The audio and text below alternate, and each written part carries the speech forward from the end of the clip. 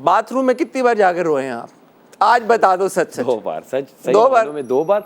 वो अक्सर वॉशरूम आता था और लगता ऐसे था मैं रोने जा रहा हूँ, वो ऐसे था नहीं। अच्छा, वो कौन से 2 मोमेंट्स है जब आप रोए? एक जब रिदा गई थी, क्योंकि वो मैंने उसका बोला कि ये चली जाए, क्योंकि दोनों ही दोस्त हैं। जितनी तेजी से आप गए उससे यही एहसास हुआ कि एक बार वो था, और एक बार था कि बड़ा मैं वो अकेला फील कर रहा था, क्योंकि मेरे दोस्त यासीन मोस्टली लड़कियों में बैठ जाता था। 2 गेम्स आपने खराब भी की, या 2 से मतलब कुछ और भी मोमेंट्स ऐसे आए कि जिसमें, जैसे मैं आगे बात कर रहा था कि आपके को कंटेस्टेंट्स ने भी ये बात की कि यार ये पंगेबाजी करता है, गेम्स खराब कर रहा है, गेम्स खराब करता है। आपने बेल वाली गेम में पंगेबाजी की और फिर आप कॉन्फिडेंट थे कि यार आपने ऐसा कुछ नहीं किया, और उसके बाद बॉल्स वाली गेम में भी ये हुआ।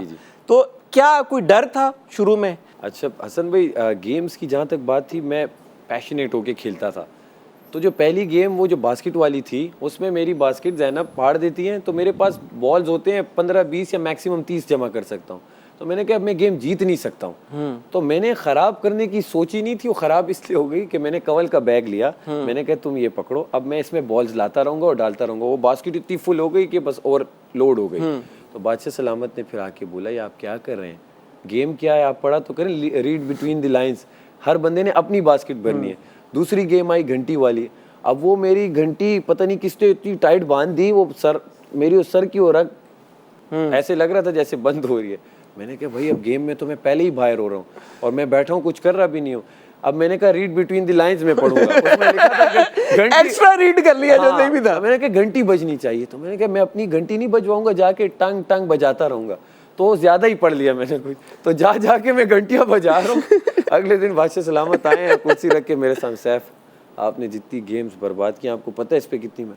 और बस मेरी क्लास, और मैं निवाला निगला नहीं जा रहा, मेरा टेबल पे हमारे खाने।